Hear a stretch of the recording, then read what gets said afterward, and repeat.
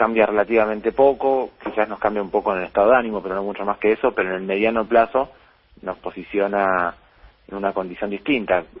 Hemos hecho un trabajo, ha hecho este país un trabajo muy importante para tener vacunas, muchas vacunas, aún a pesar de no ser productor, pero la mayor parte de los países del mundo que no tienen la capacidad de producir hoy están mirándola de afuera, digamos, y esto nos condiciona, nos posiciona a mediano plazo en la posibilidad de, si llegaran a aparecer más imponderables, que esta pandemia se caracteriza por todo el tiempo tener nuevas malas noticias, ya tener una planta de producción, la segunda, porque la primera es la que se hizo a partir de AstraZeneca, pero no es, pero me parece que tiene menos soberanía que esta en términos de que es un acuerdo internacional con otros países. Esto es totalmente acá, nos permite adaptarnos a nuevas cosas. Pensemos si hay que hacer variantes de la vacuna por aparición de variantes virales distintas, etcétera.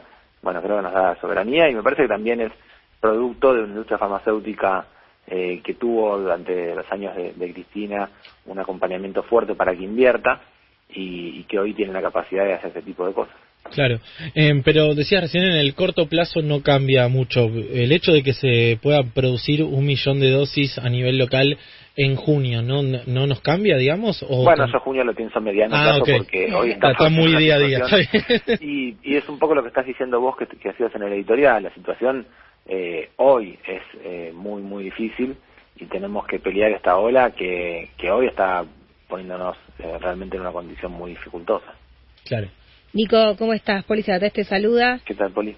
Bueno, Juan dijo que íbamos de las buenas noticias a las malas, así que te quiero preguntar por todo el tema clases, todo lo que estamos viviendo en los últimos días entre la Ciudad de Buenos Aires y el Gobierno Nacional. ¿Cómo estás viendo, cómo ves al Gobierno de la ciudad, y si ves que es ya irreconciliable las políticas conjuntas del AMBA, porque se ve que la ciudad evidentemente se cortó muy sola?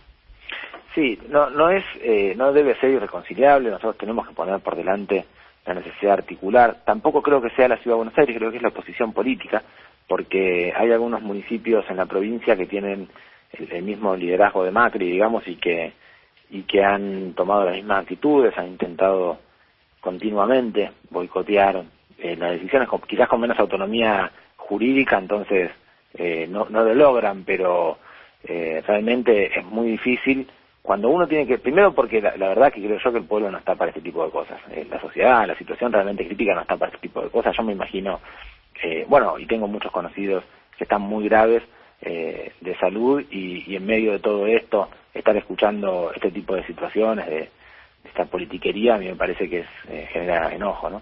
Pero además de eso, necesitamos que las medidas sean eficientes, y esto está clarísimo. Si uno toma una decisión, y esto en medicina nos pasa todo el tiempo, en salud pública también, si uno toma una decisión, la decisión se tiene que ejecutar bien, porque ejecutada a medias, después la solución es a medias y no funcionó. Entonces uno dice, no funcionó la medida restrictiva, bueno, pero si se hizo mal, y se hizo mal porque hubo boicot continuamente. Estamos discutiendo sobre uno de los aspectos de la medida, y no estamos resaltando la importancia de todos los aspectos de la medida, que es bastante integral, y que al discutir todo el tiempo sobre la parte educativa, las demás pierden importancia, y ya la gente no se acuerda del todo qué era lo que no se podía hacer, si podía encontrarse con amigos hasta las 7 o no, y la verdad que no puede haber encuentros sociales. Eso es muy importante. Creo yo que toda esta situación que yo planteo como una especie de boicot va también a repercutir en que no podamos tener el resultado sanitario que estamos buscando, que se trabajó mucho, y además quiero decir esto porque yo en algunas partes participé en discutir, en el consenso, se explicó con números, se discutió durante mucho tiempo, pero bueno, había un momento, una posición que era tajantemente desconocer la necesidad que es palpable y evidente de tomar decisiones más restrictivas. Entonces hay un punto en que uno tiene que negociar con alguien que quiere negociar, y si no se quiere es muy difícil. Nicolás, vos decís que a la oposición de alguna manera no le importa verdaderamente la educación, sino que simplemente es una cuestión de boicotear las medidas de cuidado anunciadas. Y hemos tenido, primero, con otras medidas de cuidado anteriores, durante el año pasado, donde también había cuestionamientos continuamente, con la campaña de vacunación, con las vacunas, sí. Y siempre son los mismos, ¿no? Y uno dice, podemos tener diferencias sobre cómo aplicar, y de hecho te diría, me encantaría que a mí me corran con que estoy cuidando insuficientemente, que tengo que cuidar de una manera mejor, pero siempre desde donde nos marcan las diferencias del lado bolsonarista de las cosas, y la verdad que no, eso no solamente no sirve, sino que es muy cruel, está muy difícil la situación sanitaria. Seguir negándola, tapar el sol con la mano, no tiene, la verdad que es cortoplacista. Esto va a salir mal si seguimos de esta manera. Necesitamos que nos ayuden a poner un corte en la cantidad de casos, en la ocupación de las camas, porque la verdad que el sistema de salud está superando su límite de capacidad de atención adecuada. Sí. Nico, vos recién hablabas de la integralidad de las medidas y de las resoluciones. Vos estás convencido de que seguís convencido de que esas fueran las correctas, y te pregunto también en torno al tiempo, porque hay una especulación sobre si pudieran extenderse. ¿Cómo ves esa situación? Bueno, nosotros planteamos, y esto fue público porque lo hizo público nuestro gobernador hace ya algunas semanas atrás, la necesidad de hacer un corte más fuerte. No solamente nocturno, sino total. Que eso es la experiencia que hemos visto en todos los países del mundo que ha funcionado, que cuando hay un quiebre en la dinámica de los casos, como tuvimos en nuestro país, y el ascenso es tan abrupto, de tanta velocidad, tuvimos crecimientos del 60% por semana, que estos son números que en todos los lugares del mundo, cuando se vio este comportamiento de la epidemia, luego sobrevenía una saturación, un colapso del sistema de salud.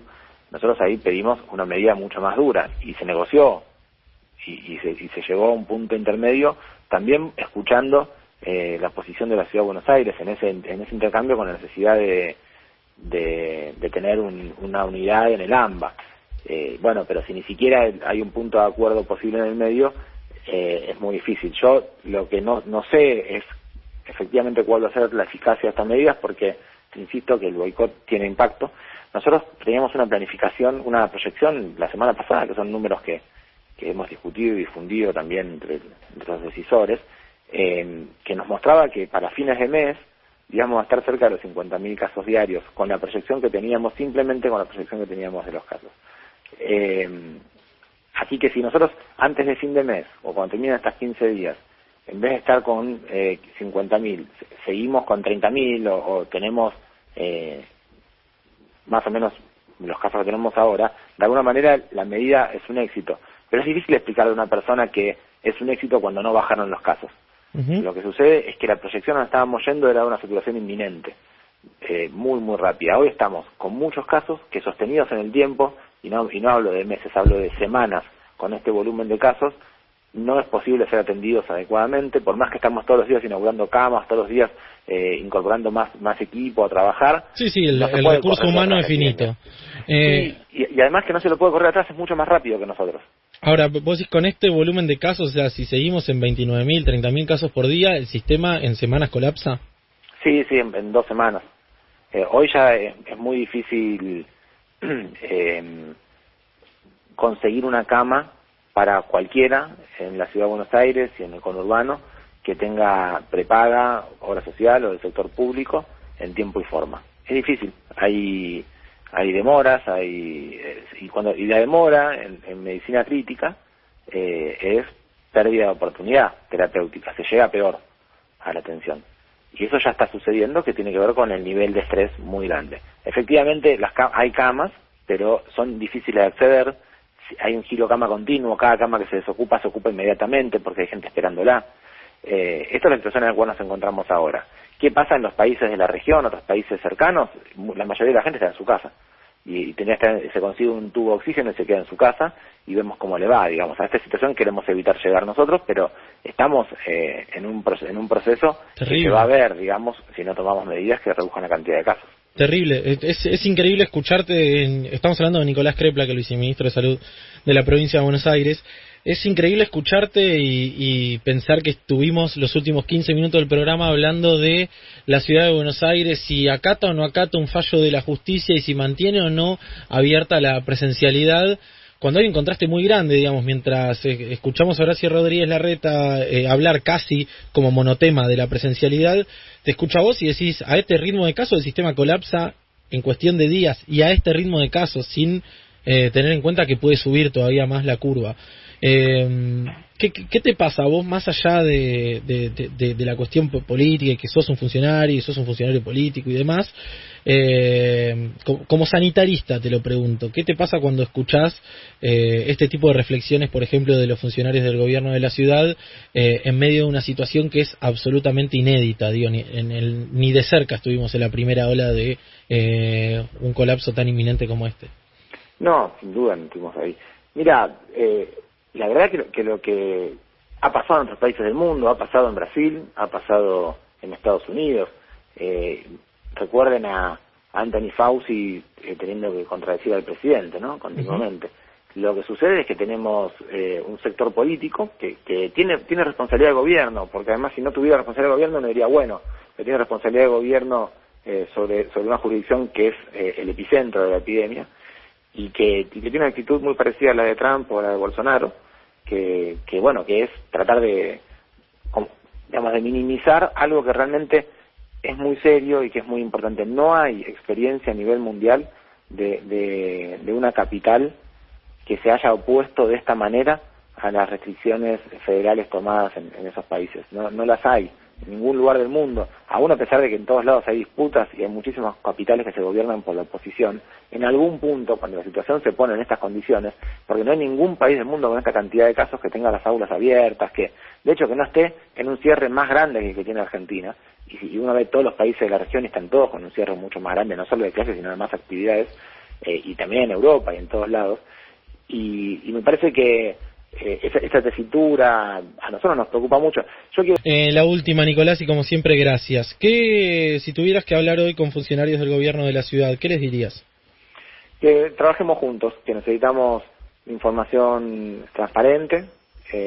Nosotros hacemos un trabajo muy fuerte para tener información sobre las camas de ocupación real en toda la provincia, de todos los subsectores, que la compartamos, que nos ayudemos con eso, que la población es la misma que trabaja en la Ciudad de Buenos Aires y duerme en la provincia, o que tiene una prepaga que la paga en la provincia, pero que tiene su clínica en la ciudad, que entonces es el mismo sistema que no se la puede dividir, que es inútil hacerlo, y que compartamos la información, así podemos gestionar mejor esta situación de alta demanda, y que la verdad que cualquier discusión técnica se puede resolver técnicamente, que no es necesario trasladarla a una discusión política, y tenemos que en todo caso tomar definiciones, porque podríamos tener diferencias técnicas. Lo que no puede ser es diferencias técnicas pero sin información o basado en prejuicios que después no son aplicables y no podemos hacer políticas con eso. Yo creo que tenemos que seguir trabajando juntos, que es indispensable, que va a suceder, digamos, por las buenas o por las otras, y que nuestro único objetivo es que la población argentina que vive en la ciudad o en la provincia esté mejor, así que es lo único que tenemos que priorizar. Nicolás Kreplak, gracias y un abrazo grande. Un abrazo a ustedes, hasta luego. Era el viceministro de Salud de la provincia de Buenos Aires, muy claro, como siempre, muy crudo, verdaderamente, y muy preocupante lo que dice Nicolás Kreplak en Crónica Anunciada.